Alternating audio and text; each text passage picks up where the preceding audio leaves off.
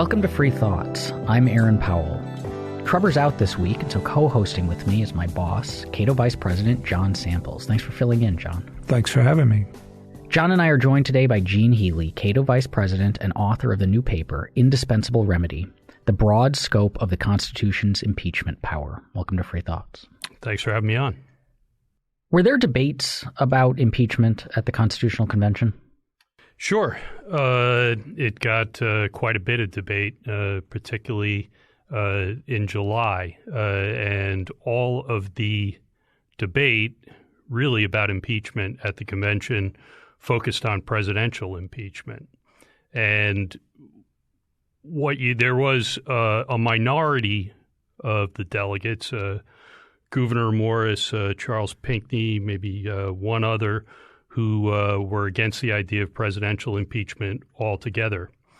And that view practically got shouted down at the convention with an onslaught from Madison, Franklin, and others, to the point where Morris actually confesses that his mind has been changed by the assembled delegates and the enthusiasm for the necessity of presidential impeachments, and he admits that at the end of that debate that impeachments for the president were necessary.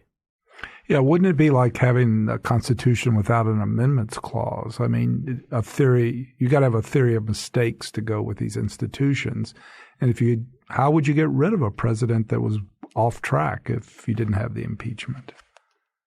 Well, the idea would be regular elections, and that was Morris's case. Madison said that the security that regular elections were not a sufficient security. He says, for example, that the president might lose his capacity after impeachment. He might turn out to be corrupt. And I think, one indication of how much broader this remedy was considered to be than we typically recognize today was Madison's statement that during this debate that some mode of displacing the Chief Magistrate was indispensable because of the possibility of the incapacity, negligence, or perfidy of the president.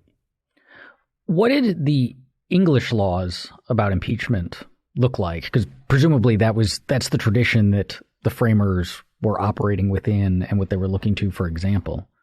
Well, impeachment has about 4 centuries of history before we even get to the Constitutional Convention, and it developed as a means of targeting people that were too highly placed to be amenable to ordinary legal process, king's ministers. And that history was known to the framers in some detail. And that's actually where the phrase high crimes and misdemeanors comes from. It was understood not to be limited to the funny thing about the phrase is it has an odd resonance in contemporary language. It sounds like it's one of the reasons people somewhat understandably confuse impeachment with a criminal process because, well, it mentions crimes and mentions misdemeanors, which we think of as lesser crimes punishable by up to a year in jail. It didn't really have that connotation in English practice or, and that was understood by the founding generation.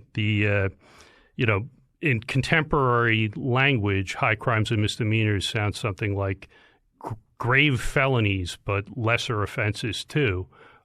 Actually, it's a broad category of offenses committed by men in high places who are, and it's something that in a similar way that you could not enumerate all the rights of man in the debate over the Bill of Rights, you could not enumerate all of the possible abuses of power, offenses, misbehaviors that a that a highly placed federal official might commit.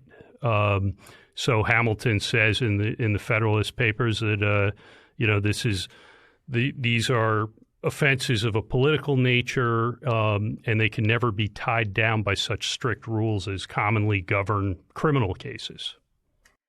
Do we have evidence of the debate about this at the Constitutional Convention? So you said they pulled this term out of it. It was a term that had been in use, but did they debate the specific meaning of what high crimes and misdemeanors were at the convention? Well, high crimes and misdemeanors comes a bit late in the convention.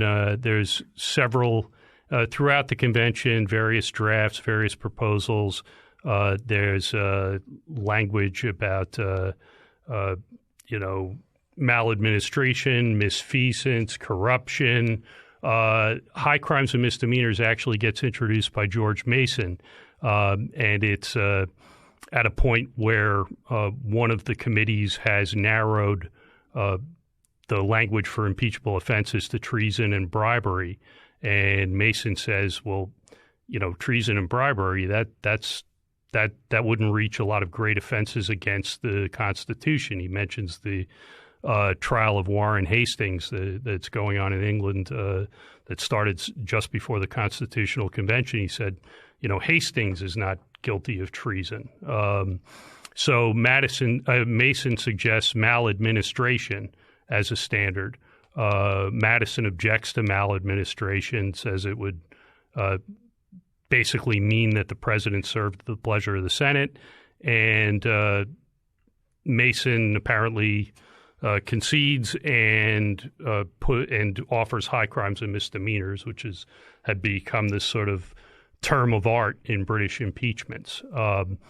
Now, there's a debate because of that exchange that I don't know how much into the weeds you want to get, but some people have said, maladministration was rejected at the convention, and it means that you can only impeach the president for being a crook or for abuse of power.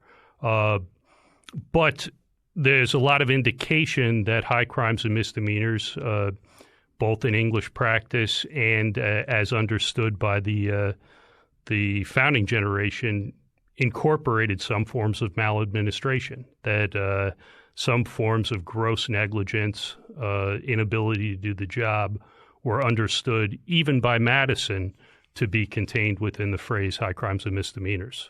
So to draw from this morning's paper, there's an op-ed in the Wall Street Journal that says or argues directly that Justice Kavanaugh could not be impeached now that he's on the court for things that happened before he went on the court.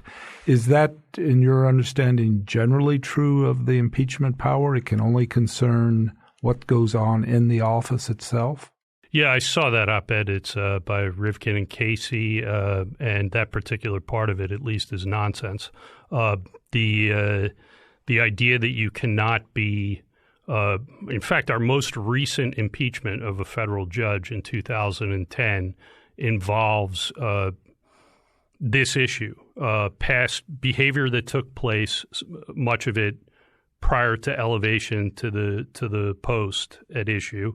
And this federal judge in 2010, Thomas Porteous, is impeached in part for lying to the Senate about his background and sort of corruptly procuring office. And at the convention, there's several delegates. Morris who was among them, and Mason, who mentioned various forms of corrupting the presidential electors as an impeachable offense.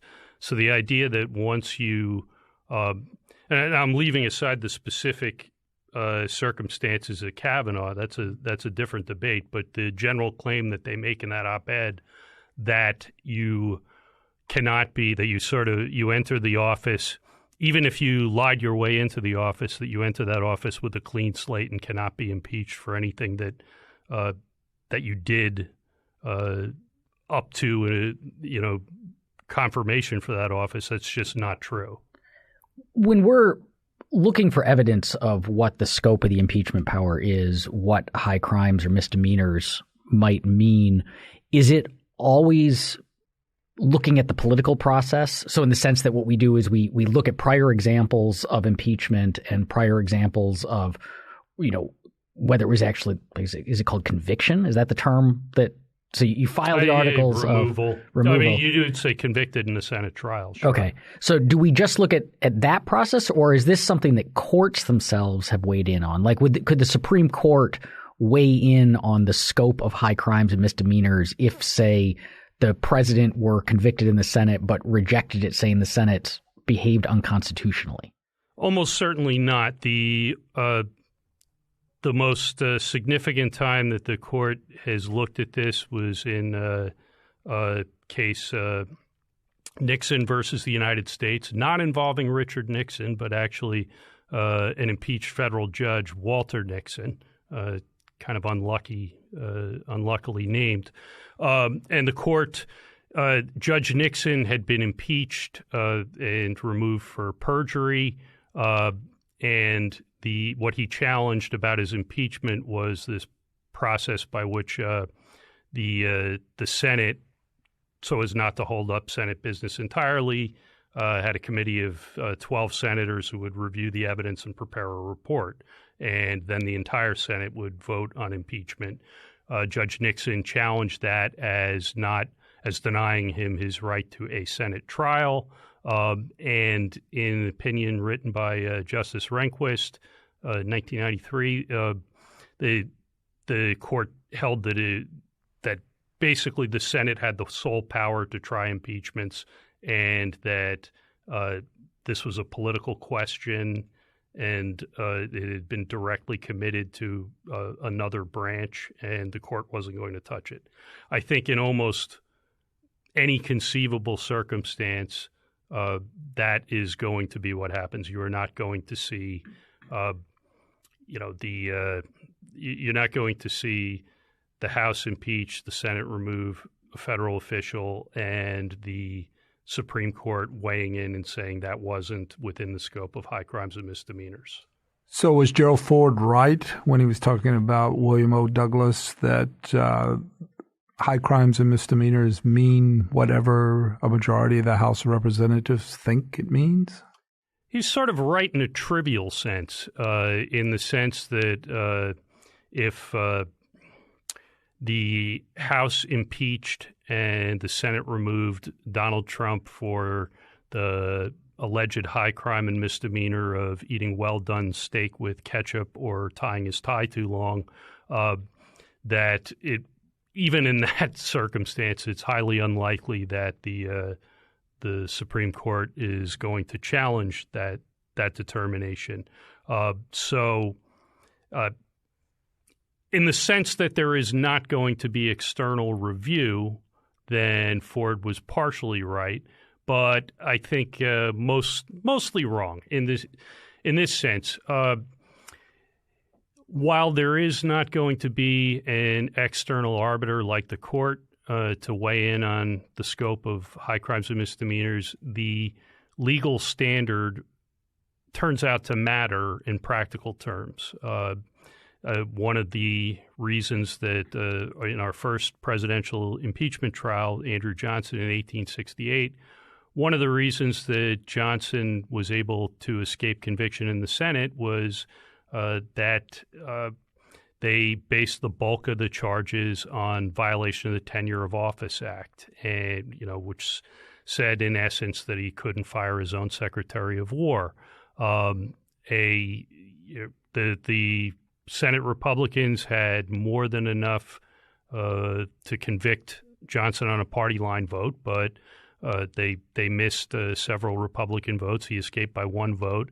And some of the so-called Republican recusants, the Republicans who voted against conviction, explained their vote in part by saying that they didn't think violation of the Tenure of Office Act was an impeachable offense. So I think when the legal standard and the grounds for impeachment tend to turn out to matter in practical terms, even if there's no likely scenario in which they can be challenged in the courts. So we've talked around this a little bit, but maybe it would help our listeners if we made it explicit. So, like, what does the process for impeachment look like? How does one play out? Well, there's not much procedurally in the Constitution. The House has the sole power of impeachment. The Senate has the sole power to try impeachments. The penalties are limited to removal from office and possible disqualification for office. In practical terms, what usually happens now is if Donald Trump were to be impeached, it would first go to an impeachment resolution. Generally goes to the House Judiciary Committee, and the bulk of impeachment resolutions die in the House Judiciary Committee. But the House Judiciary Committee, after conducting an inquiry, if it saw fit, would report that out to the full House. And if the House voted the articles of impeachment, they would That's just a simple majority vote. Yes. They would select House managers to try the case before the Senate. They'd notify the Senate of the impeachment. And then the Chief Justice presides in a Senate impeachment trial of the president, and which doesn't matter a whole lot because the majority of the Senate can overrule a ruling by the Chief Justice. I think Rehnquist, when he presided over the Clinton impeachment trial in early '99, at the end of it, he said, "I did nothing in particular and did it pretty well." So you said the House appoints House officers to try it in front of the Senate. So are these congressmen? Yes. So they pick like a prosecutor and a defense attorney, basically, or how does this? The president in the past has had his own defense counsel. That's up to him. The House managers are essentially the prosecutors. If you think back to the most recent presidential impeachment, you had folks like Lindsey Graham, who was in the House at the time, was a House manager, and Bob Barr, the former, went on to be an LP nominee for president, was another House manager in that case. Well, there's another aspect of this that comes to mind, which is that impeachment in itself, as a removal from office, the second part, is, it has a real follow-on to it. You're removed from office. You may be exposed later to actual criminal indictments and so on. And so that's very concrete. But I think we also, you never can tell about things, but you would sort of say, looking down the road, it's going to be hard for anyone to have the necessary supermajority to remove a president absent some extreme, and even if you might have extreme acts that in this kind of partisan atmosphere are not going to produce a supermajority, right? So it's hard to see, and correct, you guys can disagree here, but how you're going to get a removal from office, right? Or that's going to be pretty unlikely. So what you really have is impeachment itself, which is the House side and is the indictment. And it's a very political act. What the Clinton, the harms to the president or the benefits seem to be political in nature, right? And with Clinton, what Clinton showed was, while it looked like going in that impeachment was going to do him a lot of political harm, it actually ended up doing him a fair amount of political benefit, I think we have to say, because the popular judgment was that this was overreaching given everything that had happened. So is that really what we're talking about in practical terms, looking down at least over the next decade or so, that impeachment is not going to remove anyone from office, short of something tremendous? But it is, and it's a two-edged sword in terms of politics. Well, it is true that it takes extraordinary historical circumstances. So however broad the framers understood the scope of high crimes and misdemeanors to be, and I provide evidence in the paper that it was quite broad. They may not have understood how difficult they had made the change to the 2/3 requirement for removal in the Senate comes very late in the convention. They're tired, gets no debate. They didn't really predict the rise of political parties. Was it a simple majority before, or it had been a majority through most of the convention? It's the committee of 11 that makes it a 2/3 requirement. 2/3 of the senators present to remove, and it just doesn't seem to get very much notice. Doesn't really get any debate. They were not. Again, they didn't seem to envision the rise of political parties as happening as quickly as it did, and the combination of that high bar to removal and the parties has meant that you only get impeachments in these you only get a close to presidential removal in extraordinary circumstances like post-Reconstruction dominance of the Republicans in the Senate and, Richard Nixon in 74. So the structural barrier does mean that in practical terms, you may need something like Nixon on the level of Nixon's abuses to get close to removal or to force a president out. That said, I don't think that it's the case that impeachments are pointless unless you manage to remove the official impeachments. There was debate during the Clinton years about, maybe we should just censure him. I'm willing to bet that neither of you can name 3 presidents who've been censured. Nope. Yeah, you win. History is, the one that people can name usually is Andrew Jackson over the Bank of the United States, which was then expunged. But censure, while it's possible, is sort of a non-issue. Impeachment turns out to be censure with teeth. It can be used to enforce important constitutional norms, and it becomes, for as infrequently as it's actually accomplished, impeachment in the House is something that presidents are scared of. It's the first thing people know about Andrew Johnson. It'll probably be in the first paragraph of Bill Clinton's obituary.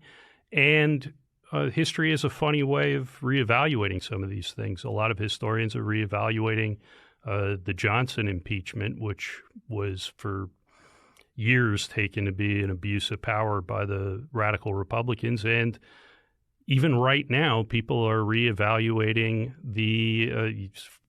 people on the left are reevaluating the Clinton impeachment. I think the consensus view is still that it may have been, in some ways, a waste of time and money and a distraction, but it's an important part of Bill Clinton's legacy. And in the middle of the Me Too movement, I've seen quite a few folks, Michelle Goldberg in the New York Times, Matthew Iglesias, a few other people say that Bill Clinton really should have resigned. What he did was disgraceful. But in saying it's a political or even primarily a political institution now, that's not necessarily to say a bad thing in the sense that the presidency itself is much more of a political institution than it was probably intended to be in 1789. The other thing that struck me about what you said about the founders was they were sort of on their behalf choosing majority impeachment voting rule or 2/3 or 60% or something. They also had this big concern about the presidency being too dependent on the legislature. So I can see where from their position, they didn't foresee that they thought the Congress was going to be the most powerful. They didn't see our circumstances, which is where you've really had a change where the presidency and the court are much more powerful than they look like they were supposed to be, and the states and Congress are much weaker. So in a sense, history is undone a judgment that might have been a reasonable one had Congress turned out to be as powerful as it's supposed to be. Yeah, Madison thought that the legislature was legislatures everywhere were drawing all power into their impetuous vortex. In modern circumstances, it's clearly the executive branch that is drawing all the power to itself. What's strange is that as the presidency has grown over the years from a comparatively modest chief magistrate into this figure with full spectrum dominance over American and international life, at the same time you've seen a drift away from you've seen almost a rejection of the very idea of discussing impeachment with regard to an elected president. We use the term the I word as if there's something blasphemous about it. And it's become, as the presidency has grown more and more powerful, we've shrunk more and more from what the framers thought was an essential remedy to abuse of that power or incapacity and negligence in the exercise of that power. I'd like to go through some of those. You lay out in the paper, you discuss kind of the big categories of grounds for impeachment. So the first one is you talk about is incompetence, I think. Like what level of incompetence are we talking about here that you think would be, or that the historical record shows would be grounds for impeachment? Well, I think the early cases are usually a better indication. The ones that are sort of contemporaneous with the ratification, roughly contemporaneous with the ratification of the Constitution, are a better indicator of the scope of high crimes and misdemeanors than later cases for various reasons, proximity being the main one. And the second impeachment trial and the very first removal of a federal officer was a federal judge named John Pickering, who was impeached and removed from office in 1804 essentially for showing up to work drunk and ranting like a maniac from the bench. What was at issue here was, not just negligence, but a level of gross incompetence. In fact, Pickering was insane. He wasn't just a drunk; he'd kind of lost his marbles.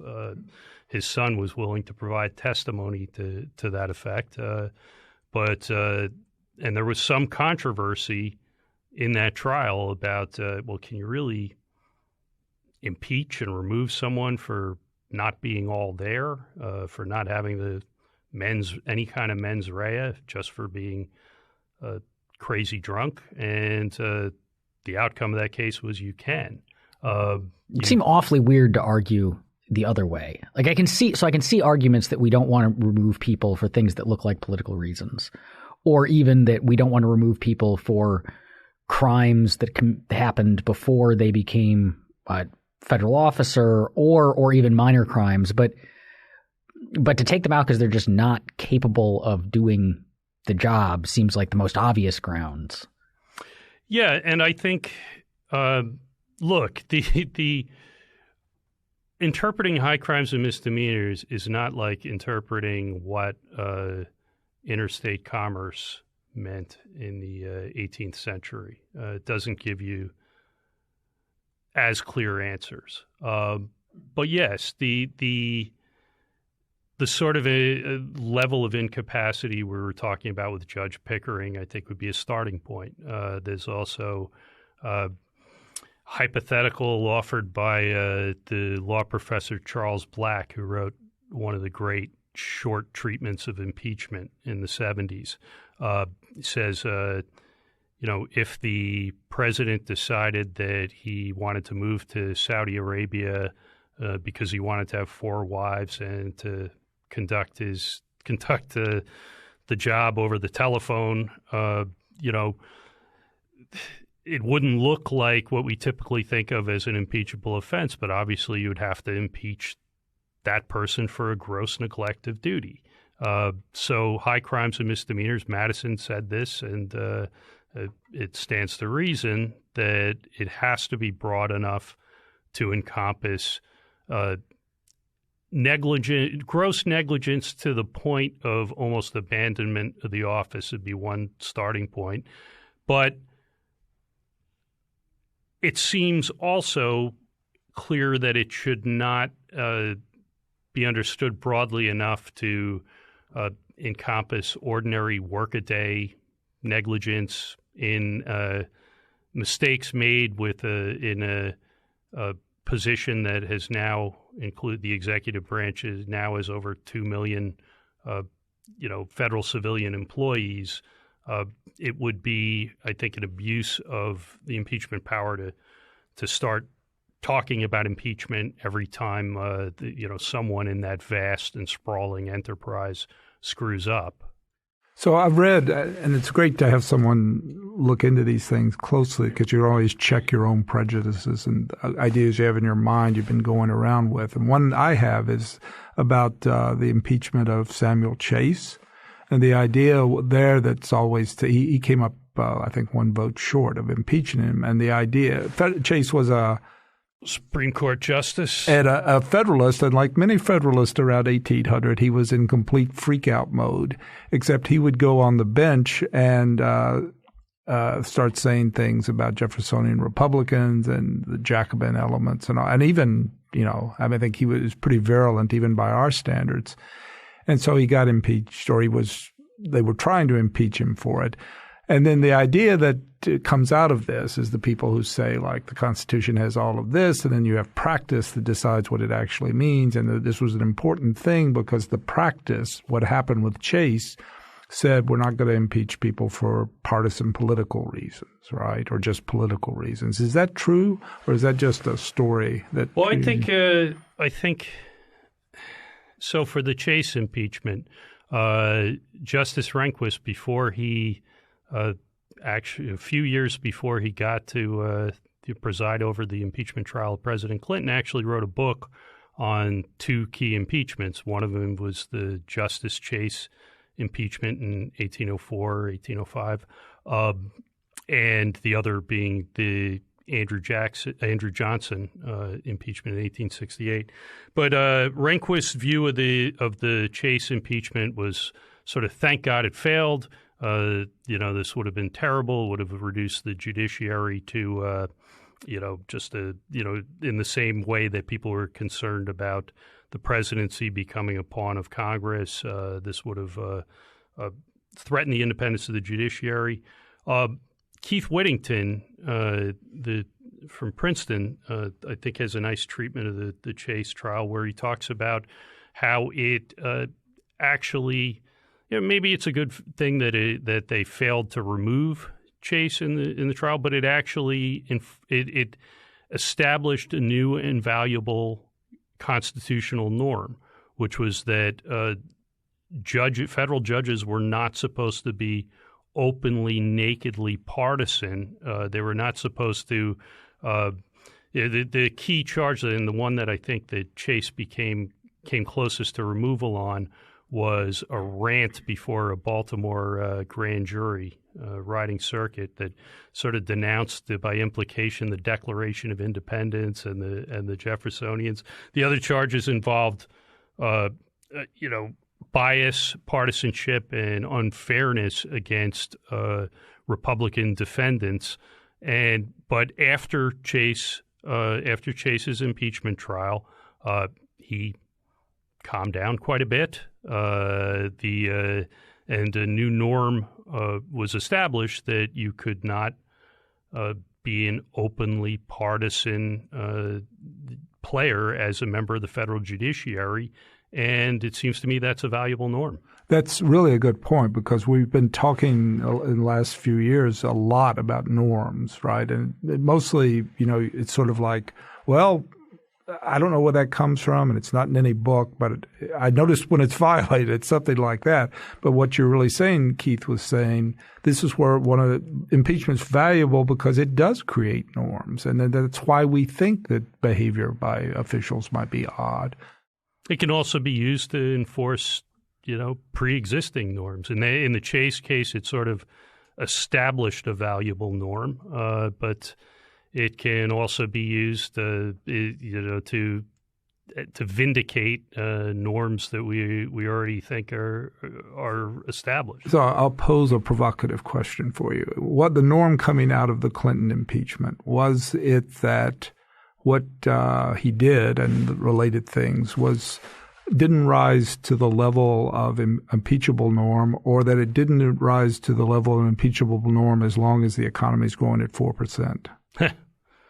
Well, that's certainly a factor. I mean, look, impeachment is always a mixed question of law and politics, and it's certainly when you're facing a Senate trial, it's certainly better to be in the middle of a red-hot economy, as Clinton was. And as you pointed out, one of the weird features of the Clinton impeachment was I think his popularity peaked during the impeachment, over something like 73% popularity in the middle of the House impeachment effort. You can never divorce politics from the outcome of impeachment efforts. Well, the other thing about that one is in terms of norms, is it was almost like a distinction was drawn between like perjury that would lead properly to impeachment and perjury that was sort of not really perjury in a sense. It was kind of it was perjury, but it was caused by the circumstances and there's a lot of interpretations of what went on in 1998. But it did seem that there wasn't a strict liability for perjury on the president in that as an impeachable offense. No, and I think, look, the legal analysis part of impeachment, the constitutional analysis part of impeachment can tell you, in principle, is something like perjury or obstruction of justice or illegal war making. In principle, is that an impeachable offense? What it can't tell you is, in any given case, is it a good idea to? It doesn't answer the questions about prudence. So you could have about prudence, about wisdom, about whether it's worth the candle to pursue this effort. Those are all political judgments that you hope will be made in better faith than a lot of political judgments usually are. But the legal analysis can't answer that question. So what happened in the Clinton trial is the Clinton impeachment effort. Very few people on the Democratic side denied that obstruction of justice was an impeachable offense in principle. What seems to have happened is that a lot of people decided in this particular set of circumstances, it didn't rise to the level of something that requires the removal of the president. What about incapacity? So you've mentioned you can be impeached for incapacity, which I guess incapacity to extent is just like an absolute form of incompetence because you're not capable of fulfilling the duties at all. But if you can be impeached for it, then how is that related to the 25th Amendment? Well, yeah, incapacity. I mean, we talked about Pickering, the Pickering case, drunken, insane federal judge, in the context of sort of gross negligence, but it's probably better understood as a case of incapacity. The 25th Amendment comes along. It's ratified in 1967. There was no specific mechanism for removal of an incapacitated president prior to then, but but I would argue that that's because the mechanism was impeachment. In most cases, the Pickering case shows that it's available for incapacity. And we've arrived at this weird, because we have adopted a view of the scope of high crimes and misdemeanors that says, it needs to be a Nixon-style criminal abuse of power. Because we have the 25th Amendment, we've sort of got this idea that, if the president is a vegetable, then you can remove him through the 25th Amendment. If he turns out to be a horrible crook, then you've got impeachment. But for anything in between, you kind of just have to ride it out until the next election or until he's term limited. One of in the impeachment debate at the convention, that's one of the things Madison mentions is that the president could lose his capacity after his election, and he says that could be fatal to the republic at a time when the presidency was a lot less important and a lot less central than it has become by the 21st century. So I think in the 25th Amendment they were thinking, first of all, about Kennedy because there was speculation about him, weirdly in retrospect, speculation about him having survived the shot. But also, didn't Wilson play a role in there? And Wilson's interesting because actually you've got a small r Republican problem because actually the elected person did not run the government, but wasn't it his wife and his chief of staff that was actually running the government? Yeah, I think they pretty much shut the vice president at the time out. Wilson's stroke comes up in the debates over the 25th Amendment, and what the legislators who crafted and ratified that amendment seemed to be envisioning was To back up, the 25th Amendment says that provides for two means of removal of a president who is, quote, unable to discharge the powers and responsibilities of his office. One is voluntary. That's Section 3. It's usually invoked during colonoscopies, where the president sends a letter to Congress and says, while I'm under anesthesia, Dick Cheney is president or as acting president. The second one that's garnered so much discussion in the since Donald Trump was elected is Section 4 of the 25th Amendment, which provides a means for doing it involuntarily.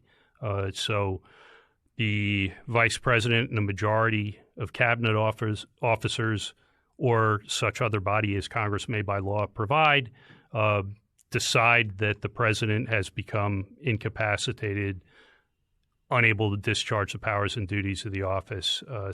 They send a notification to Congress, and the vice president steps in as acting president and holds that position until Congress sorts it out.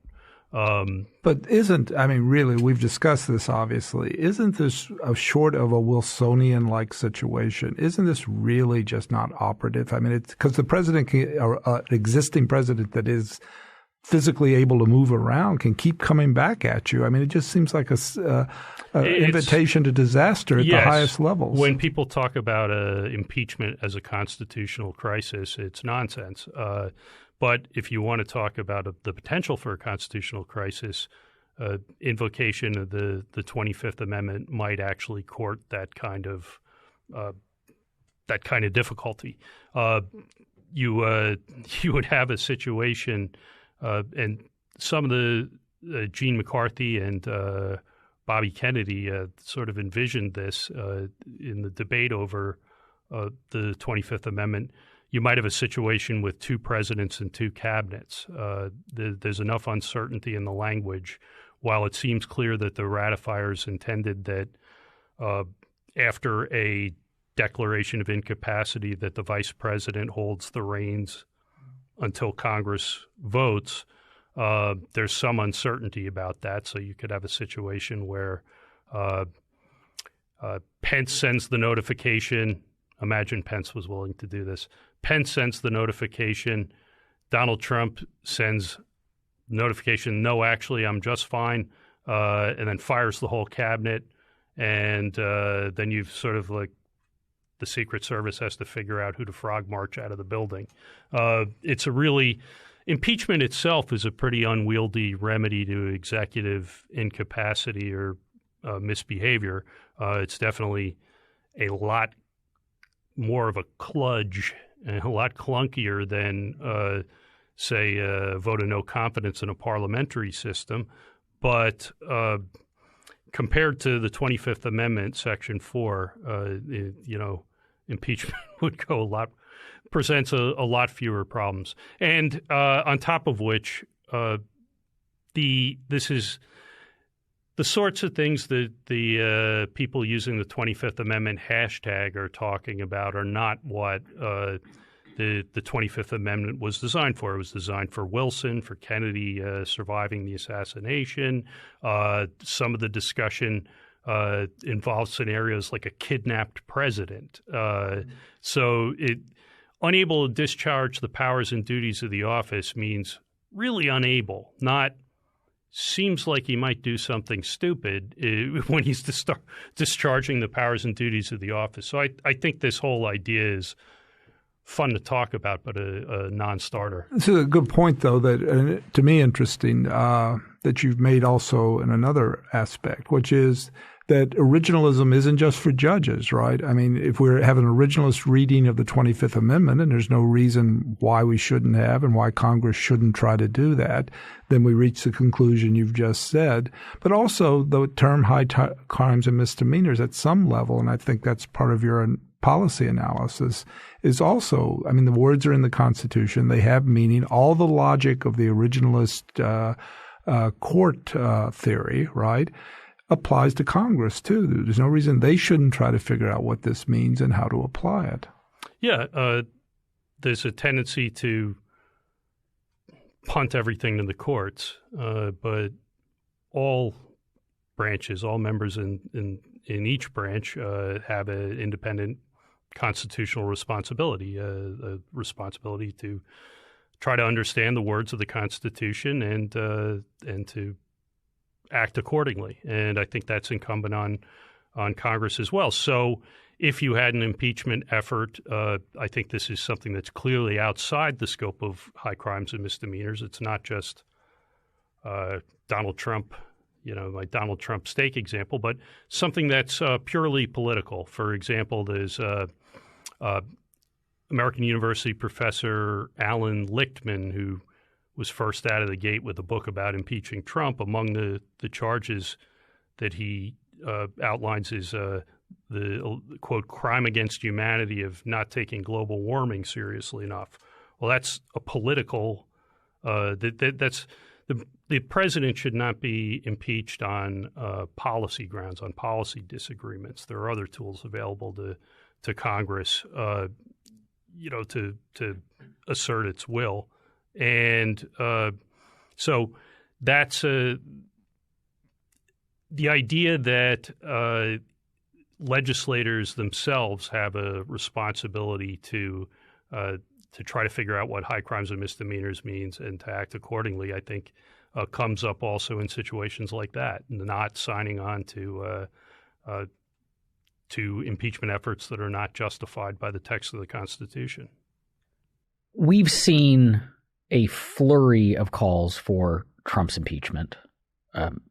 Quite a lot of them coming even before he took office. We had people calling for his impeachment. We've had books, as you mentioned. We've had law professors writing up op-eds and articles all over the place. We've had members of Congress introducing articles of impeachment that haven't gone anywhere. And if the Democrats pick up seats in November, we're likely to see even more of that. Of the things that Trump has been accused of as impeachable offenses or have been offered as impeachable offenses, which ones do you think are maybe the most likely or the most kind of squarely within what you think are impeachable offenses? Is there anything there, or is this all just kind of people upset that their guy didn't win or their gal didn't win, and so kind of flailing for ways out? Well, I rather scrupulously try to avoid coming down on one side or the other in a lot of these things in the paper. But I'd say in terms of what's been introduced so far and what I think is likely to get most traction, without saying whether I think it rises to the level necessarily, would be obstruction of justice. It was the first, the Comey firing was the first formal article of impeachment introduced against Trump in 2017. And I think that's going to be the one that has the most legs. It's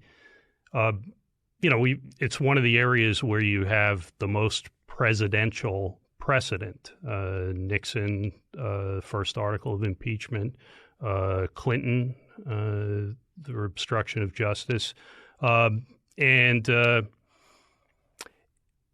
particularly if we keep hearing rumors periodically about whether Trump is going to decide to fire Jeff Sessions or Deputy Attorney General Rod Rosenstein, and or try to fire Special Counsel Robert Mueller. I think if he were to do the latter in particular, that would be a case for impeachment that would definitely have legs. The Saturday Night Massacre, when Richard Nixon had Special Prosecutor Archibald Cox ultimately fired, to prove to be the catalyst for impeachment. It's really what drove impeachment in 73, 74. So I would say that that general area is what I'd look to. The issue of various people have made proposals, although I think only one article has been formally introduced so far, about undermining freedom of the press. And these have ranged from people that say that, there's some that cite Trump's use of the term enemy of the people and fake news. The charges that are of undermining freedom of the press that are based on, Trump's Twitter feed in these terms, I don't think are very persuasive. It's sort of just a less articulate and clever version of Spiro Agnew's attacks on the media, nattering nabobs of negativism. I don't think calling the media fake news is an impeachable offense. When you do start talking about, and you've seen this in some of his tweets, about broadcast licenses, about Jeff Bezos, Amazon, Washington Post shipping rates, then you start to get into certainly, the president, it is, when you talk about important norms, the president should not be talking about using the power of the state to punish somebody that owns a paper that makes him unhappy. You might want to see, if it turns out that those comments, troubling enough in their own right, have a little more to them, that they've led to an effort to take action. There's something more than the equivalent of shouting at the TV. Then I think those would be solid grounds for impeachment. You want to see, like, Richard Nixon didn't Article 2 abuse of power. Among the charges were abuse of the IRS, trying to turn the IRS against his political enemies. He didn't actually have as much success with that as his predecessors did, or as he would have liked to, but he made serious efforts to obtain the tax returns and to order audits of his political enemies, and that's an impeachable offense. And I think you can certainly make the case that an effort to, say, raise shipping rates for Amazon on grounds that seem driven by the president's,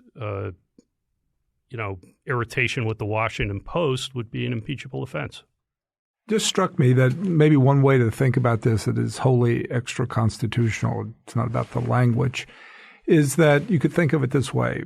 We've got a way to remove the president, particularly one in the first term, which is elections, right? So the real question in the first term about a president is this person done something that we really don't want to wait for the actual election to pass judgment on him, and because it's so dangerous, or it's a sign that what he's done suggests if we wait a couple of years, in any president, this would be really risky.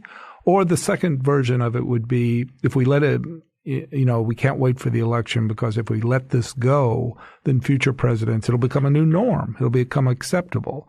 And that's really what you're trying to get at here. Those two things is the current risk and the long-term norms. And then sometimes, you can push the language back into that, right? Yeah, there's definitely a prophylactic, forward-looking element to impeachment. It is not there as much to punish bad actors as it is to remove threats. And one threat can be a current threat. The idea that, and this is probably one reason why among many that the Clinton effort failed. It's a one-off. Now he knows not to fool around with the interns. He's been burnt. But he wasn't thought to represent, a continuing danger in the way that, say, an abusive criminal president trying to turn the powers of the state against his political enemies would represent. But then there is also, as you point out, the idea of, well, if we never take this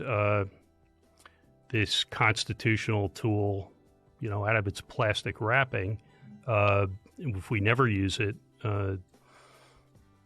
because we've come to think of it as a doomsday device instead of a safety valve, then you are stuck with the erosion of norms. There is no way to stop that slide without imposing some price for it. Thanks for listening. Free Thoughts is produced by Tess Terrible. If you enjoyed today's show, please rate and review us on iTunes. And if you'd like to learn more about libertarianism, find us on the web at www.libertarianism.org.